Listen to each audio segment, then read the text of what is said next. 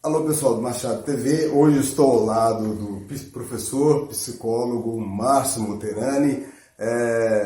O Márcio é uma figura muito conhecida aqui em Machado pela sua disposição, pela sua oratória, pela sua alegria de viver. Ele vai contar um pouquinho da sua história. Vamos pegar em pequenos tópicos. Tudo bem, Márcio? Tudo bem. Tudo bem? Beleza? Tudo bem, muito obrigado. Seja bem-vindo ao Machado TV. Ok, estamos aí. Beleza. Márcio, nós tivemos uma conversa preliminar para saber um pouquinho sobre a sua vida como professor, psicólogo. Você poderia, novamente, resumir como é que foi isso assim? Vamos lá, como foi a vida como professor? Tá. Fica à vontade. Então, Carlos, eu me formei no Colégio Imaculada Conceição, em Machado, no ano de 84, professor da escola primária. Certo. Logo em seguida, em 85, eu fui fazer 2 cursos superiores. Uhum. Eu fiz o curso de psicologia na universidade aqui em Alfenas, certo, e o curso de letras português e inglês aqui em Machado. Uhum. Depois, fazendo faculdade, eu prestei um concurso público estadual e fui aprovado. E logo que eu me formei no curso de psicologia em Alfenas, eu comecei a dar aulas na Escola Estadual de Educação Especial Hilda Nogueira da Gama, certo, que funcionava nessa época no prédio da APAI de Machado. Aliás, é importante ressaltar que eu devo ter sido o primeiro professor a ser lotado na Escola Estadual de Educação Especial Hilda Nogueira da Gama em Machado, porque antes a gente nem sabia que existia essa escola como escola estadual. Sim.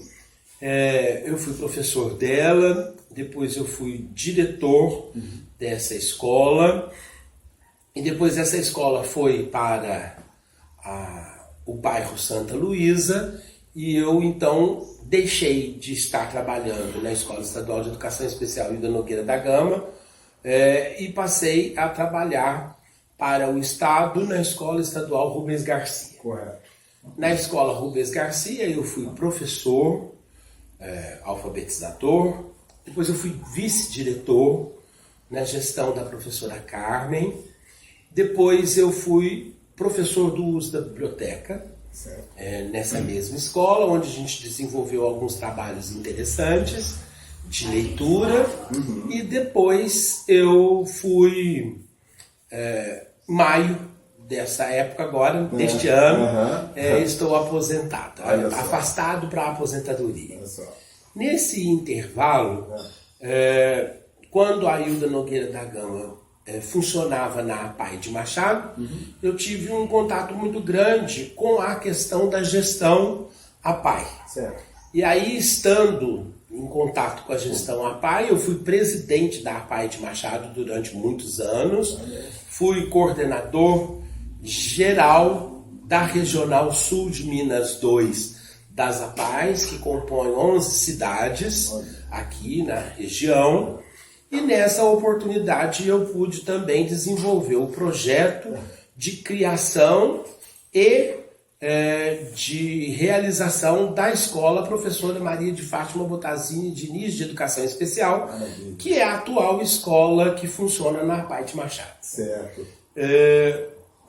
Depois, quando eu formei em letras aqui em Machado, eu ainda fazia a psicologia em Alfenas, eu comecei a substituir no curso superior em psicologia da educação. Certo.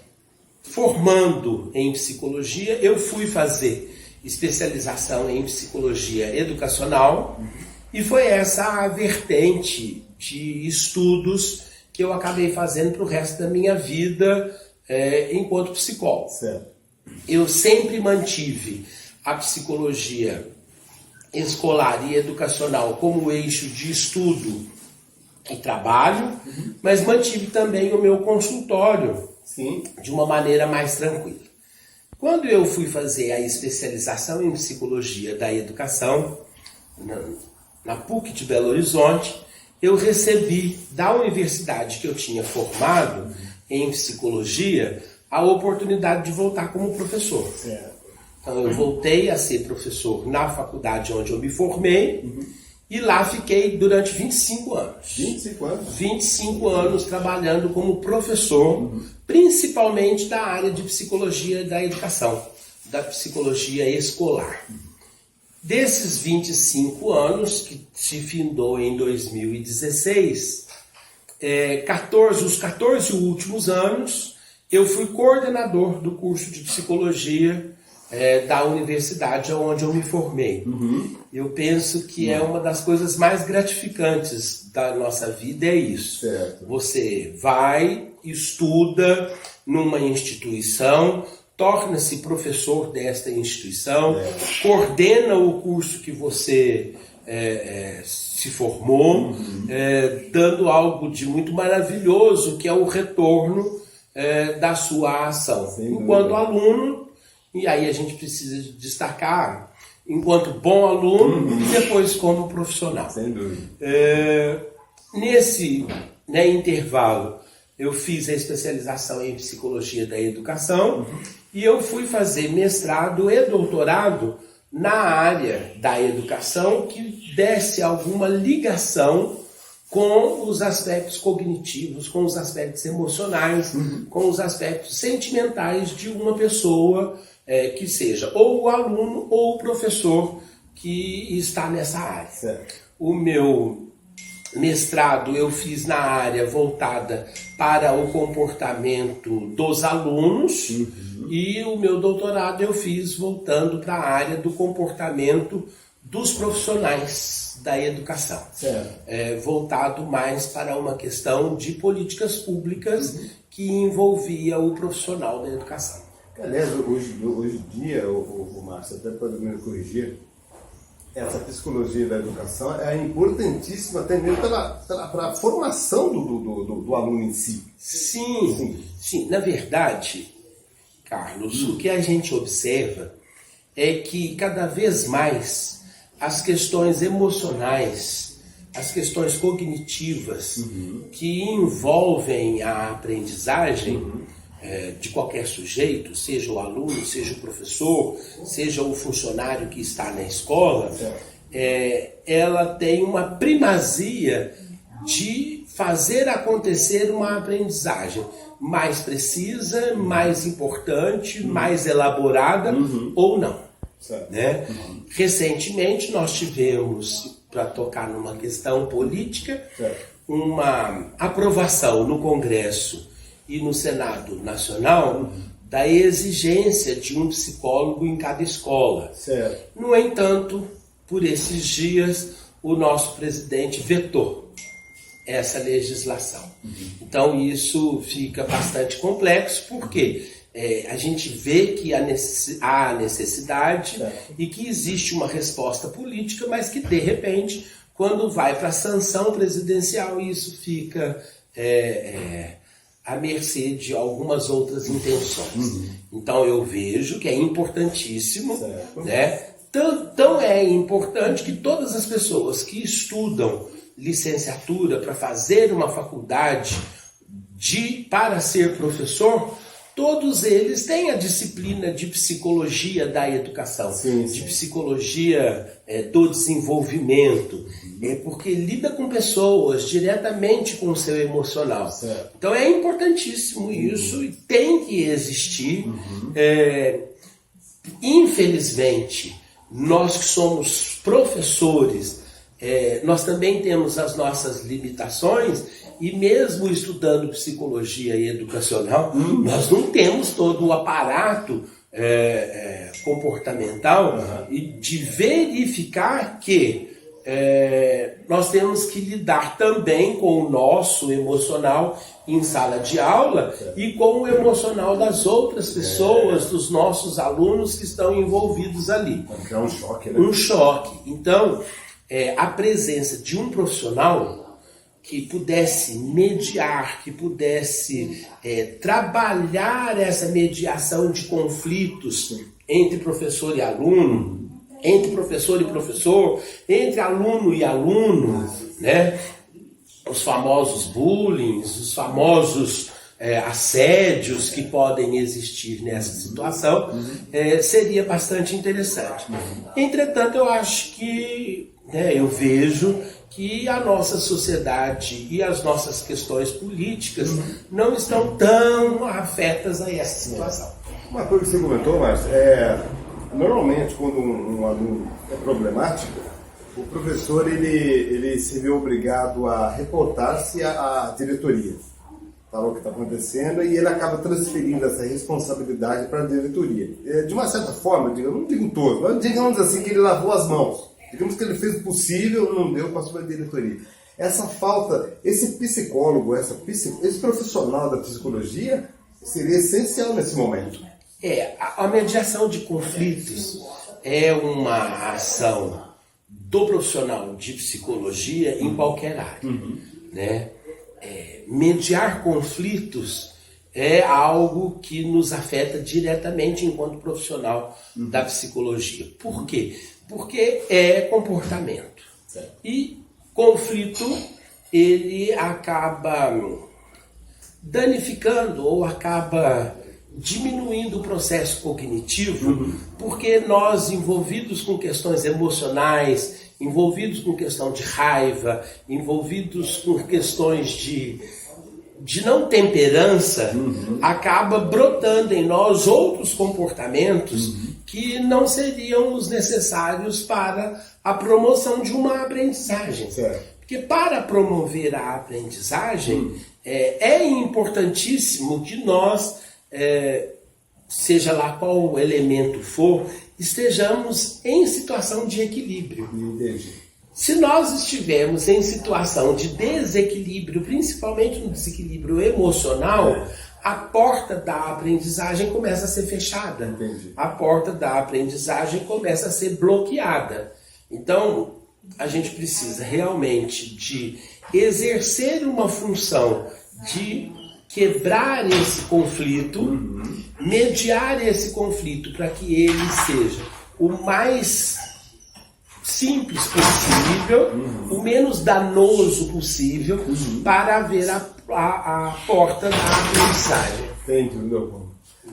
Pessoal, nós conversamos com o Márcio sobre a psicologia. Agora vamos conversar sobre a parte cultural e a parte esportiva. Ele jogou vários estilos de esportes, foi ator, vai explicar para nós. Só um tempinho, é a segunda parte. Tá bem.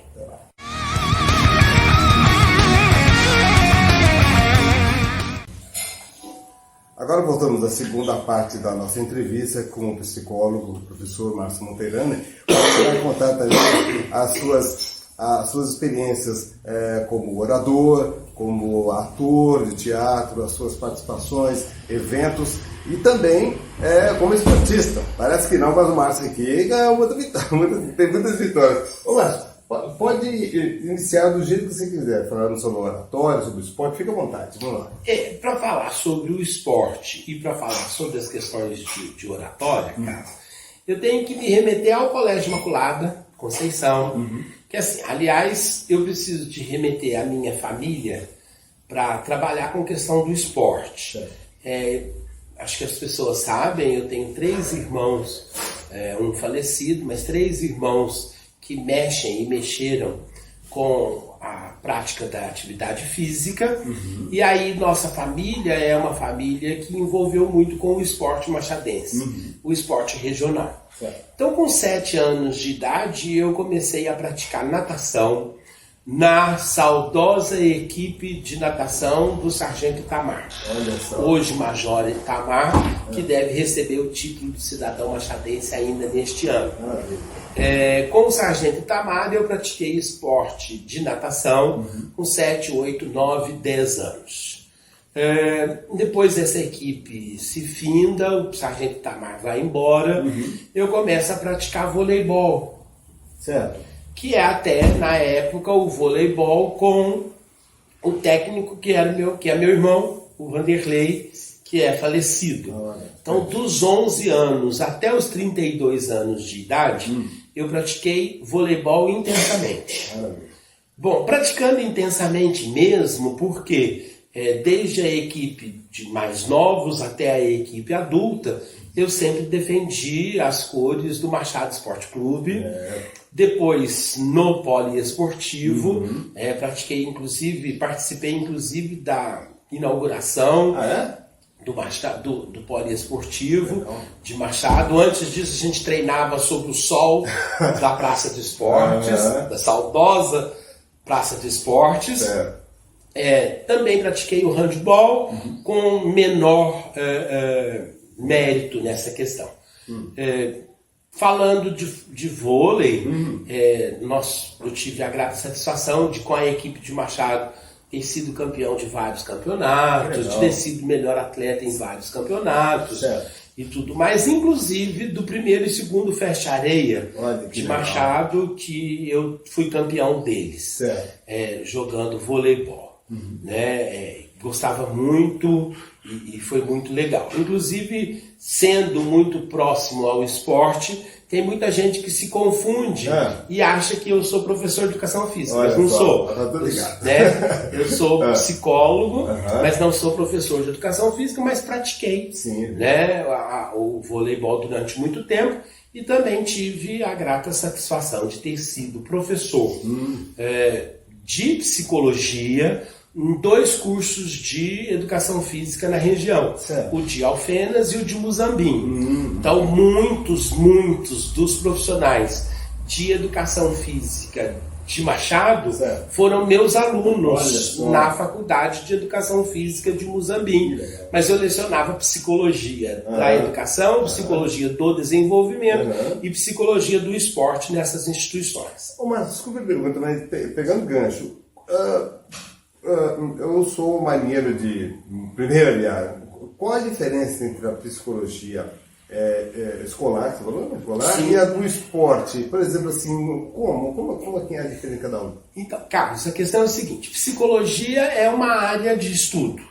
E essa área de estudo ela vai tendo algumas especialidades, ela vai afunilar o conhecimento em diversas áreas.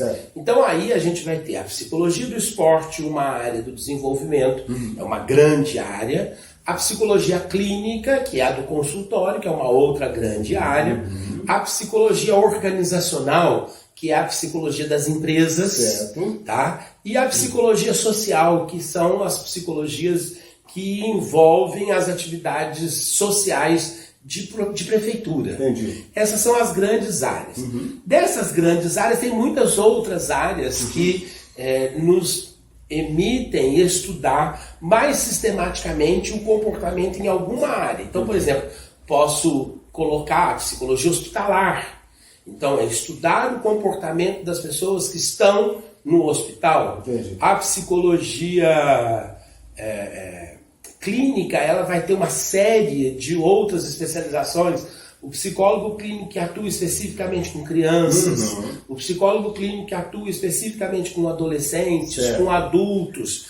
Hoje nós temos os psicólogos que atuam especificamente na parte da obesidade, porque para você fazer a cirurgia bariátrica, você precisa de ter o aval do psicólogo para que tenha condições de você ter um comportamento específico para você conviver com você mesmo depois de magro. Nossa!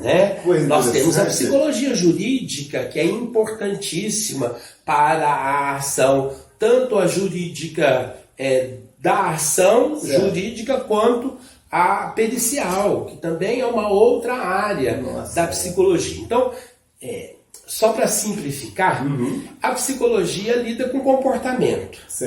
Nós temos o comportamento em todos os lugares que a gente está e tem.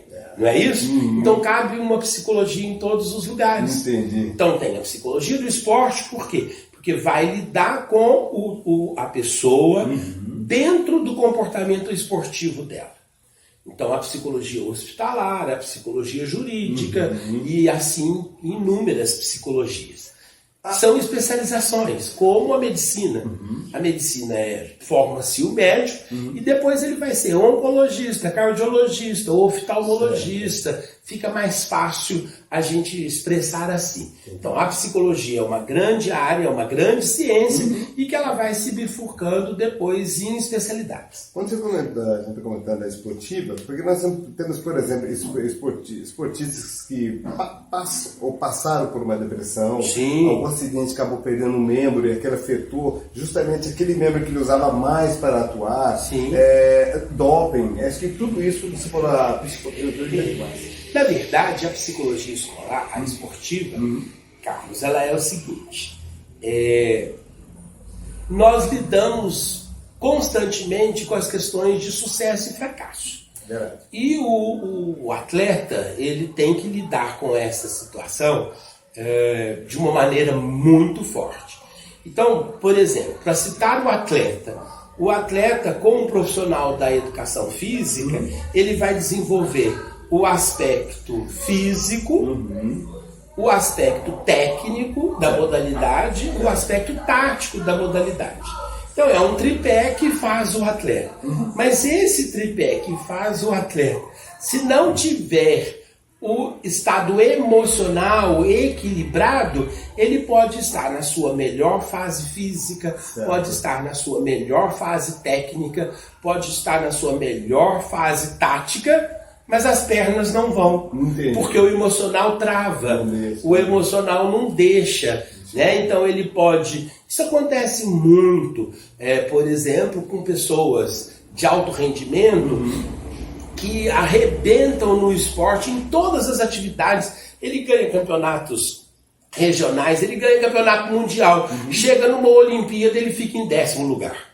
Então a gente fica pensando assim, mas como se no mês passado ele participou de um campeonato mundial e sagrou-se medalha de ouro. Certo. E agora na Olimpíada ele tem, nem classificação ele tem. Né?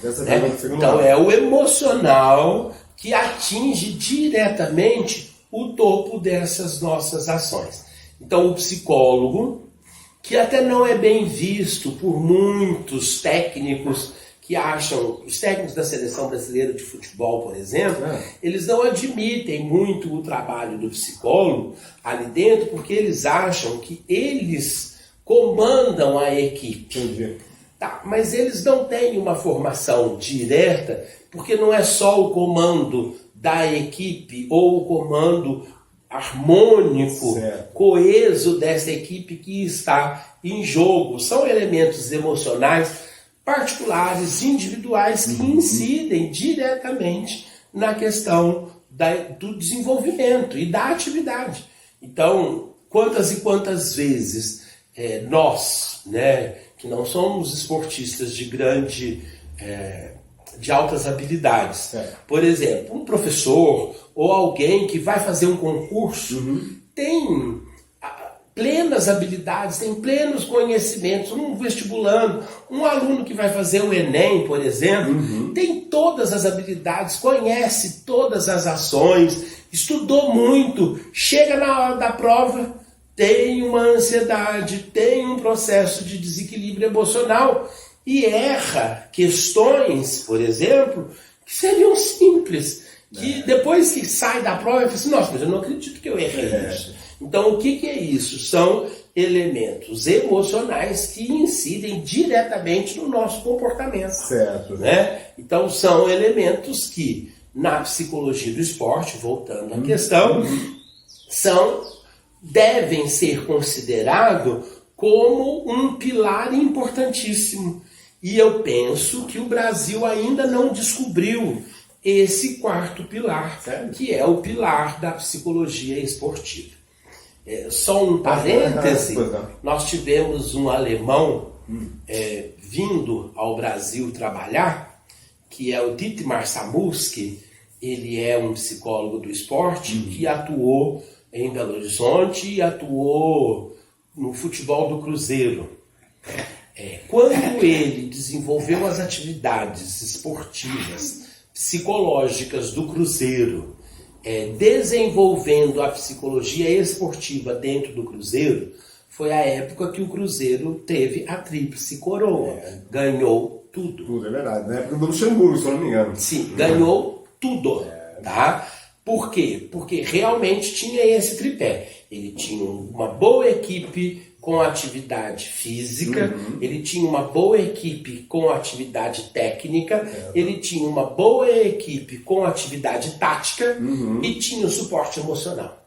Então era um aparato muito interessante. Mas que muitos brasileiros não admitem muito essa ideia. E a gente vê que em outros países mais adiantados, isso são normal, né? elementos positivos, importantíssimos, que eles dão total condição. Só para finalizar a questão, por exemplo, nós vemos uma Alemanha ganhar a Copa do Mundo dentro do Brasil. Foi triste. Tá, que foi triste, querendo ou não, mas a gente vê um aparato psicológico com aquele grupo excepcional. Então, eles tinham bons jogadores, claro, eles foram os melhores do mundo. Eles tinham um nível técnico importante, claro, eles foram os melhores do mundo. Eles tinham um comportamento técnico, tático, perfeito, mas eles tinham o emocional. Haja vista os comportamentos emocionais que eles tiveram no solo brasileiro fora de campo. Para onde eles foram, o que eles fizeram, quais foram as atividades que eles fizeram dentro do Brasil, fora de campo, para ter todo um elemento psicológico que congrega com a vitória. Enquanto que a gente brinca, mas o brasileiro joga o futebol no domingo, tem folga no domingo de noite, na segunda-feira e na terça, e ele vai para balada, ele vai para outra. Quer dizer, perde-se o foco na competição, ele perde o foco na atividade que ele está fazendo. Não que a gente seja contra ele ir para a atividade social, de balada, de festa, mas naquele momento não pode ser. Na Copa do Mundo, que é uma atividade tão curta, tão pequena, que ele vá para a balada depois da Copa do Mundo e tantas quantas baladas ele quiser. Mas diga-se do Romário, né? Diga-se de Romário, diga-se de quase todos eles, né? Então, por exemplo, a gente vê jogadores de alto nível no Brasil que perdem o foco da sua competição por comportamentos indesejados ao desportista. Ele não espera o tempo de ele explodir socialmente, ele quer explodir naquele momento. E o psicólogo realmente iria equilibrar esse processo. Foi muito bom, foi muito legal, mas espera um pouquinho.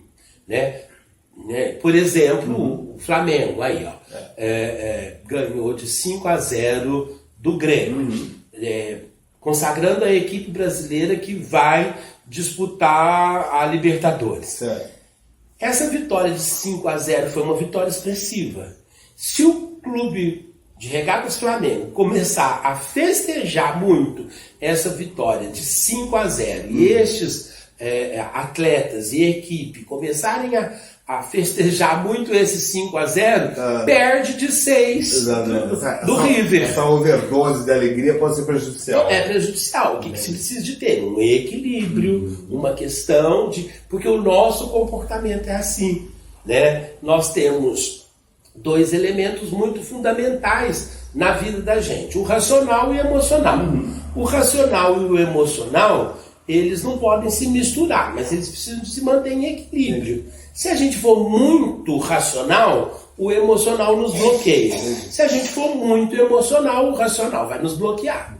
Então, o que a gente precisa de ter? A gente precisa de manter um certo equilíbrio. E todas as vezes que essa desequilibração, já falei isso anteriormente, todas as vezes que essa desequilibração for muito grande, haverá uma perda, haverá um prejuízo. Nossa, fantástico, cara. Estou tendo uma aula de psicologia de graça. Só um minutinho, vamos comentar agora a respeito da parte do teatro. Vou dar uma pausa aqui.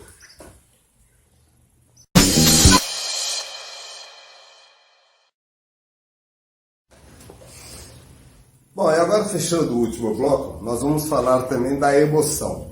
Da emoção de pisar num palco, de você encarar pessoas que ficam ali te observando, olhando se você vai dar uma bagafe, mas o nosso colega não passou por isso. Ô, Márcio, conta para nós a sua experiência teatral. Como começou? Eu preciso de retomar, então, de novo, aos idos anos do Colégio Imaculada Conceição. A riqueza educacional que eu tive quando estudei o ensino fundamental anos finais e ensino médio no Colégio Imaculada Conceição nos final dos anos 70 e anos 80. O Colégio Imaculada Conceição, nessa época, trazia para Machado, uma vez por ano, um profissional de teatro, Gustavo Lemos de Passos. Ele vinha, fazia um curso de teatro, um curso especial de teatro, que era mais uma oficina de teatro, e que depois dessa oficina nós tínhamos uma apresentação de um texto. Certo. E depois se fazia ou se juntavam as pessoas que gostavam desse curso e continuavam com as atividades com a professora Nilce Juntori. E eu fui uma dessas pessoas que fiz um teatro lá quando eu estava no 6º ano e continuei fazendo parte do grupo de teatro que era coordenado pela Nilce Juntori, que chamou-se Grupo de Teatro Viva as Cores. Viva as Cores. O saudoso Grupo de Teatro Viva as Cores, aonde a gente levou vários e vários textos para o teatro. Então eu penso que isso me dá uma bagagem muito grande de, então, gostar do teatro, gostar da literatura, gostar da poesia, até mesmo resolver escrever algumas coisas e principalmente falar. Falar bem, vamos dizer assim. E isso me dá, então, algumas inserções ao teatro lá nos anos 80. Logo depois disso, o Colégio Imaculada fecha para fazer a grande reforma. Abrem-se na cidade de Machado outras escolas. Então, inclusive, teve o Colégio Unicol, que funcionava na estrutura onde hoje é a prefeitura, que a sua diretora, na época, a professora Zélia Batista, minha professora, incentivadora, minha de muitas atividades, me convida para dar cursos de teatro no Colégio Unicol, conforme eu tinha feito com o Gustavo Lemos. Então a gente fazia das mesmas coisas. Fazia os exercícios de atenção, de concentração, exercícios de voz, exercícios de interpretação. Tudo amador, porque eu não tinha realmente um estudo muito aprofundado nisso.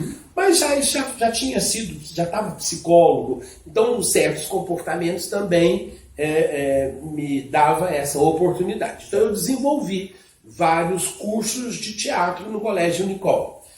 Inclusive, é uma situação bastante interessante, Carlos, que a gente precisa de colocar. O Colégio Unicol, comigo e com toda a coisa, tivemos a primeira pachorra, eu falo isso, a ousadia de levar para as comemorações do aniversário da cidade de Machado e as comemorações do 7 de setembro, que elas se misturam aqui em Machado, o primeiro teatro, o primeiro carro alegórico vivo para a avenida. Então, nós descemos durante 2 anos, o Colégio Unicol desce com um carro alegórico, que era um caminhão. Esse caminhão era um palco, este palco vira um grande teatro, e esse grande teatro é apresentado em praça pública. Que maravilha! Então o que a gente fez? A gente uniu uma série de coisas e era na Praça Antônio Carlos. Ainda não tinha epidauro. Não tinha epidauro? Não tinha epidauro. Descia Barão do Rio Branco, parava em frente à prefeitura, fizemos as apresentações ali e depois eu penso que ali nasceu essa modalidade de uma parada de 7 de setembro ou de aniversário de Machado, nessa condição de trazer o teatro para ali, para aquele momento. E, se me permite, Nossa, quer dizer, vontade. neste momento a gente vê que dá oportunidade para grandes outras pessoas Sim. de Machado emergirem. Lógico, não vou querer os louros de maneira alguma. Inclusive, por exemplo, tivemos a oportunidade de começar a trabalhar o grande talento de Machado, que é o Júnior Nanete. Um grande pessoa de dublagem no mercado internacional que a gente tem, que o Júnior Nanete fez e participou lá desse caminhão de teatro, lá dessa coisa pequenininho, e depois vieram outros profissionais que trabalharam com ele, e logicamente depois ele se desenvolve e tem isso, mas começou lá no teatro do Colégio Unicol. Então, depois, com essa situação, eu vou pensar assim, né? Eu, psicólogo, com essa bagagem do teatro, como professor de literatura, fui intérprete de vários concursos de poesia, do antigo concurso de poesias, do curso de letras, da Faculdade de Filosofia, Ciências e Letras, professor José Augusto, todas essas coisas e as próprias peças de teatro deram um know-how cultural bastante interessante para a minha oratória. Eu acredito que seja isso. Eu começo a desenvolver uma habilidade verbal e de raciocínio que se desenvolve na fala com uma maior facilidade. Sendo professor primário, professor universitário, me desenvolvi palestrante, eu tenho a habilidade de ser um bom palestrante. Na instituição onde eu trabalhava, era um palestrante muito requerido, sem dúvida, em Alfenas e tudo mais. Isso faz com que a gente tenha uma ligação de pensamento e oralização com maior tranquilidade. Sem dúvida. Isso fez com que eu fosse chamado por alguns prefeitos municipais para compor o Conselho Municipal, o Conselho Consultivo Cultural do Patrimônio Histórico Artístico Cultural de Machado, que eu acabei sendo membro dele e acabei sendo presidente deste conselho por alguns tempos, né? E lá na Casa da Cultura, por exemplo, nós desenvolvemos muitas atividades de se lembrar positivamente. Nós tínhamos o Réveillon Cultural, que era uma atividade que congregava todos os grandes aspectos artísticos do ano num evento próximo ao Natal e próximo ao Réveillon. E tivemos o 1º de Maio, que era também uma atividade de condecoração aos melhores profissionais, ou melhor, destacava um dentre os diversos segmentos profissionais.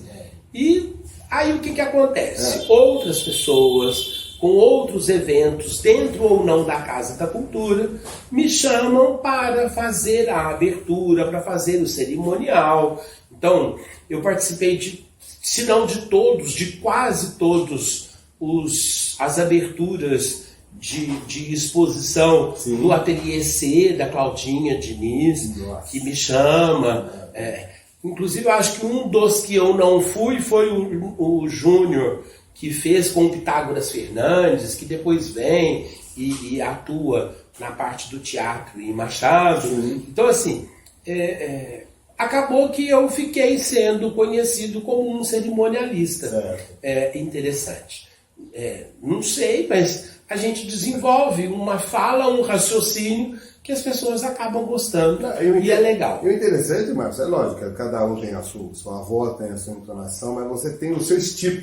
O seu estilo de apresentar é único, né? Você fica na pausa, quando você estica uma palavra, quando você respira, quando você dá uma ênfase. Tudo isso aí você aprendeu, o teatro ajudou muito nisso, né? Sim, você, sim. Né? Na verdade, o que acaba acontecendo?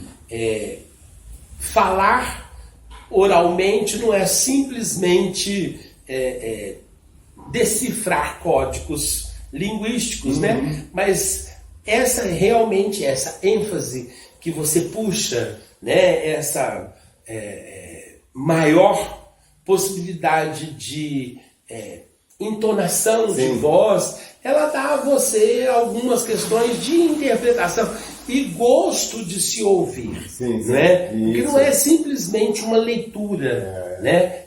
Quando a gente brinca de leitura de histórias, contação de histórias é mais ou menos isso, né? Contar uma história é isso. Agora, eu acho muito interessante citar também que no tempo que eu estive na Escola Estadual Rubens Garcia, a Rubens Garcia já tinha, antes de eu estar lá, um concurso de poesias. E tem todo ano um concurso de poesia. Quando eu fui para lá e fui ser professor do uso da biblioteca, eu sugeri que nós mudássemos a questão de concurso de poesia para festival de poesia. O concurso de poesia, a palavra concurso requer ganhadores e perdedores. Festival de poesia requer todos ganhadores, não é? Então, nós passamos a desenvolver o festival de poesia, e o festival de poesia da Rubens Garcia tomou comigo e com a equipe de lá uma outra roupagem. Nós passamos a fazer um tema ou um autor específico de poesias e desenvolver um texto de teatro desse autor ou deste tema. Entendeu? Então nós começamos lá com Vinícius de Moraes para criança, trazendo para o festival a história da vida do Vinícius de Moraes, e nesse intermeio de trazer a história do Vinícius, a gente colocava poesias interpretadas pelas crianças. Uma outra coisa que também foi bastante diferente e que é muito bem vista para quem vai assistir ao festival de poesia é o seguinte: nós não temos um intérprete, nós temos a sala que interpreta. Então, por exemplo, nós pegamos o ano passado. No ano passado nós pegamos valores. O tema básico era valores. Então nós desenvolvemos um texto que falava sobre valores, e dentro desse texto as salas, então, interpretando alguma poesia sobre este tema, ela entra no texto do teatro e fala poesia. Então é uma festa onde todos os alunos da escola têm a condição de, ao menos, estudar, conhecer e interpretar no público uma poesia. A interação é muito grande. E é da turma toda, sabe? Eu fazia um formato em que tinha o grupo de teatro que desenvolvia o texto e, de repente, de uma das rampas, levantava uma turma e falava a sua poesia. Sentava, continuava o texto, falava uma outra. E aí, como não era concurso, era festival, nós não tínhamos julgadores, nós temos apreciadores.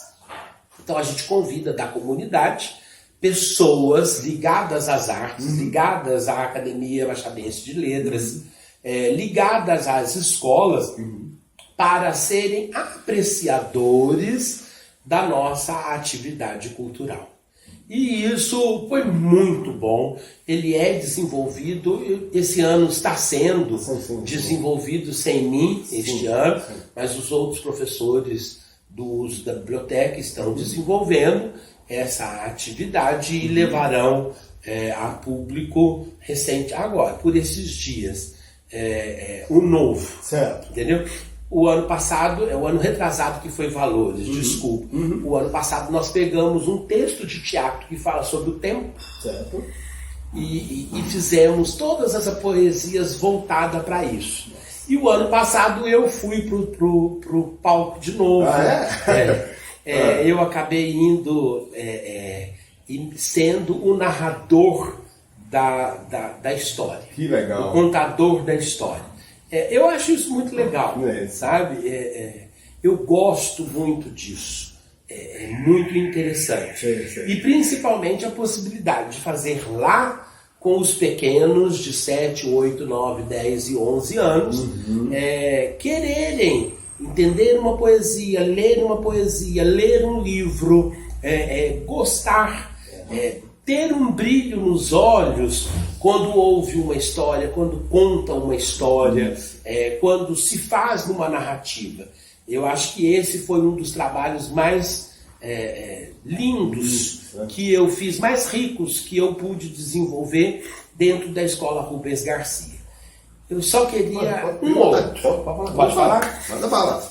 Dentro da Rubens Garcia, eu tenho um outro trabalho, Carlos, que foi bastante interessante e continua sendo desenvolvido, lógico que com outros profissionais, mas eu desenvolvi lá dentro da Escola Rubens Garcia um sistema de apoio a quem lesse e a quem desenvolvesse textos de leitura. Certo. Nós fizemos o projeto Rubi. Existem algumas conexões. Rubi é de Rubens e Izinha. Rubi e Izinha Garcia. Porque a dona Izinha Garcia dá o nome à biblioteca. E o Rubens Garcia é o patrono da escola. Certo. Tá? Então, cada aluno que pega ainda na biblioteca um livro para ler e faz e preenche uma ficha literária e ele devolve corretamente essa ficha literária dentro do prazo que a biblioteca exige, ele ganha um Rubi. Rubi é uma notinha, tem realmente a notinha, com todas as características da notinha. Eu desenvolvi a notinha de R$1, de 1 rubi, 2 rubis e 5 rubis.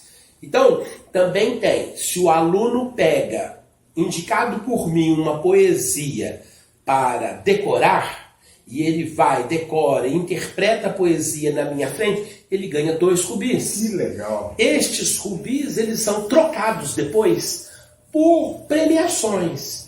Então eu fiz lá, durante estes anos, trocava-se rubi por cachorro quente, trocava-se rubi por sorvete, trocava-se rubi por caderno, lápis, borracha, para que ele pudesse, então, com o prazer da leitura, desenvolver uma questão mercadológica, o que não é muito legal, porém é incentivo. É incentivo. Que legal. E assim, nós fizemos loucuras com o projeto Rubi lá dentro da Rubens Garcia. Esse projeto, eu vi um projeto semelhante numa outra escola, mas ele não era necessariamente com este perfil de leitura. Lá na outra escola, onde eu vi esse outro projeto, bons comportamentos davam rubis. Aí não, eu trouxe para a biblioteca, então, bons leitores ganham rubis. O hábito de ler. O hábito de leitura, desenvolver o hábito de leitura. Digamos, de passagem em uma comunidade carente, que não tem muito hábito de ler. Pessoas de uma classe social menos desprovidas realmente não têm muito hábito de ler. E olha que a gente desenvolveu excelentes leitores lá dentro. Pessoas que realmente pegavam um livro literário da idade dele, propício para a idade dele, um livro por semana. Esse projeto, você tinha comentado, ele ainda persiste? Ele persiste, ele está na escola ainda, inclusive é muito bonitinho, porque na Semana das Crianças eu permiti que as crianças de uma sala de aula fosse lá na minha casa nadar, e aí a menininha encheu os olhos e falou assim, professor, eu já tenho 6 rubis. Então, quer dizer, ela também, ao longo deste ano, já desenvolveu. Que eu consegui, com a família do seu Rubens Garcia, um certo valor expressivo de financeiro, para que cobrisse os gastos que essas crianças teriam na festa junina da escola. Entendi. Então, ao invés de comprar alguma coisa com R$1, quem tinha rubi comprava com rubi. Entendeu? Então, o que acontece? É a leitura dando prazer, a leitura dando possibilidade de acontecer em outras atividades. Então, a criança, ao invés de comprar por, sei lá quanto era, R$2 um pula-pula na festa junina da escola, ela pagava um rubi e ia para o pula-pula, e ia para o touro mecânico da mesma forma com o rubi e não com R$1. Você já tinha um acordo com essas pessoas do pula-pula? Isso, nós tivemos um acordo com a direção da escola. A professora Liliane, que é a diretora da escola nesse tempo, ela apoia e apoiou muito essa ação, e nós conseguimos que trocasse a brincadeira por rubi e também por R$1. Agora, quem pagou o touro foi a família do seu Rubens Garcia. Aliás, parabéns para sua família. Parabéns, porque apoiaram bem o negócio. Então, quando nós lançamos o projeto, assim que fez o projeto, que eu construí o projeto escrito, eu os convidei para ir para a escola e fazer o lançamento do projeto na escola. Não só foram, como amaram o projeto e receberam, todos eles receberam um envelope com o projeto, as notinhas e tudo mais para guardar, porque na verdade, além de um projeto de leitura, era uma homenagem aos pais deles. Sim. E tudo mais. Então, nós tivemos a presença de alguns filhos, do seu Rubens e da dona Izinha lá dentro, no lançamento, e com certeza brilha os olhos deles quando a gente fala de o que está acontecendo com o projeto. E puderam, e garantiram essa situação, comprovando e nos contribuindo com a gente financeiramente para que o projeto fosse para frente. Maravilha. Então esse é digno de muito louvor. Não é um projeto meu, mas é um projeto copiado, vamos dizer assim, adaptado, mas que para mim é maravilhoso.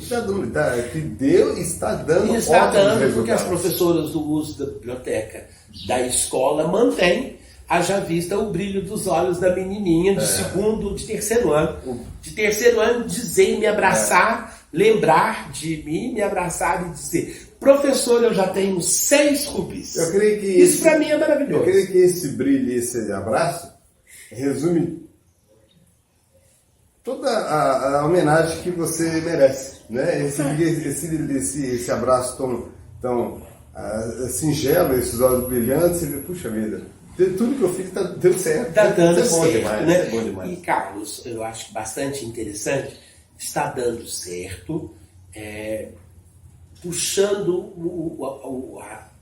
o eixo do raciocínio lá na minha primeira condição de ser psicólogo, gerando comportamento positivo de leitores. Quanto mais leitores nós tivermos, leitores com categoria nós tivermos, melhor cognição nós teremos, melhor cidadão nós teremos. Não é isso? Então, se a gente quer que o nosso mundo mude, a nossa estrutura de país mude, e a gente sabe que a leitura, a cognição é um fator importantíssimo para isso, a psicologia escolar vai dizer isso: olha, sustente algumas características de comportamento importantes, que isso vai dar um futuro cidadão de brilho e de sucesso. Então eu posso dizer que se as pessoas acham que eu sou um cidadão que tem um certo brilho e um certo sucesso na sociedade, eu tenho que admitir a ideia que isso veio das leituras que eu fiz, das leituras físicas e das leituras de mundo que a gente pôde ter. Então, se é que eu posso ser considerado uma pessoa que tem um sucesso na sociedade, eu devo isso às leituras que eu fiz. Maravilha. Não resta a menor dúvida. Não é isso? Pessoal, eu sempre costumo dizer que eu sou escravo do tempo. Eu sempre digo isso. Tá virando já rotina a palavra, mas eu observo. Pessoal, nós conversamos. O Márcio é uma pessoa que gosta de conversar, isso é muito bom. Tem muito mais histórias, né? Mas deu para vocês terem uma ideia do cidadão Márcio Monterani, machadense mesmo, né? Machadense mesmo, machadense. Porque quando eu entrevistei outras pessoas, né, eram de fora, mas eram cidadãos machadenses. Sim. E eu agradeço, Márcio, eu agradeço a entrevista que você deu.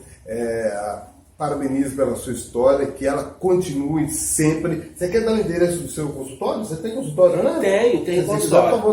Eu atuo no meu consultório, no edifício José Benedito de Souza, na sala 14, aqui em Machado mesmo. Certo. Então, se precisarem, atuo com adolescentes, adultos e idosos. Atualmente não lido mais com crianças. Certo. Tem uma certa limitação Entendi. Para atendimento de crianças. Entendi. Então, adultos, adolescentes e idosos, estou no meu consultório, podendo, é só entrar em contato comigo. Podem entrar em contato comigo pelo telefone 3295-1262. Bom, nós fomos interrompidos pela memória do meu celular. É brincadeira, mas o Márcio vai concluir o endereço, o telefone, não é, Márcio? Então, o meu consultório é no edifício José Benedito de Souza, na sala 14. E eu posso atender inicialmente pelo telefone 3295-1262, que é o telefone daqui da minha casa, para possíveis pessoas que queiram um trabalho psicológico. Legal. Carlos, eu vou agradecer imensamente. Confesso que estava meio apreensivo por conta da entrevista, porque não é uma coisa muito não é comum, mas eu estou aqui, se precisar, se quiserem, ou se de repente tiver algum aspecto da minha vida ou das minhas ações que outras pessoas possam sugerir. Legal. E querer, eu estou aqui. Legal. Por último, deixa eu te falar uma última coisa. Pode. Eu tenho a grata satisfação de ser cidadão machadense, tá? Mas de ter sido condecorado com a medalha Carlos Roberto de Almeida, da Câmara Municipal de Machado, que me honra demasiadamente ter recebido essa comenda, a comenda do Dr. Carlos Roberto de Almeida. Acredito que pelos trabalhos que eu tenho desenvolvido na gestão, enquanto gestor da APAI de Machado. Nossa. Tá? Fica aí registrado uma condecoração merecida, um reconhecimento. É lógico que eu acho que um dos maiores reconhecimentos pelo nosso trabalho é quando as pessoas valorizam aquilo que você fez, né? Sim, sim. É ótimo ganhar condecoração, é maravilhoso, medalha maravilhoso, mas quando você sabe que o seu trabalho ele é realmente reconhecido, é a maior de todas as condecorações. Com certeza, com certeza. Né? E receber essa comenda pela Câmara me fortalece e tá de uma maneira muito tranquila. Me engrandece de uma maneira muito tranquila. Na época, acreditava não ser merecedor dela, de tamanha condição que ela, mas me veio uma hora ótima, e eu sou muito grato a isso. Maravilha. Tá? Então, mais uma vez, muito obrigado, viu? Continue firme. Você é flamenguista? Sou flamenguista. Ele tá feliz da vida. Muito Tá feliz da vida, Mas cauteloso. Foi só 5-0 aqui. Ainda tem River, ainda tem outros. Tem o Chile, altitude. Tem outras coisas, né? Essa situação, esporte é bem isso. Comportamento, né? E aí, então, o que vai? Cuidado com esse 5-0, porque de repente pode virar 0-5. Né? Outra coisa, quem quiser presentear o Marcos por tudo que ele já fez, pode dar a cabeça do Vasco pra ele. Não, o Vasco vai dar pra minha irmã Vânia. A Vânia que é vascaína, tá lá dando risada, olha só. Vai servir pra ele. Vai servir pra ela. Então. E eu tenho uma situação muito tranquila, sabe, Carlos? Eu sou flamenguista, mas eu não tenho nada de muito arroxo com isso. Que legal. Torço pro Flamengo e aplaudo o Flamengo quando ele está aí representando o Brasil agora na Libertadores. Mas eu também tenho uma situação seguinte: qualquer outro time brasileiro que tiver na Libertadores contra um time argentino, contra um time chileno, contra um time equatoriano, seja lá qual for, eu sou esse time. Isso é legal. Eu sou brasileiro, entendeu? Qualquer outro time que tiver em qualquer outra situação defendendo as cores do Brasil, eu sou numa boa corintiano, vascaíno, cruzeirense, atleticano, sem nenhum problema. Mas se o Flamengo estiver envolvido, eu sou flamenguista. Melhor ainda para ele. Tá bem? Então, pessoal, valeu, um grande abraço. Machado TV se despede. Tchau pra vocês. Valeu, Márcio. Valeu.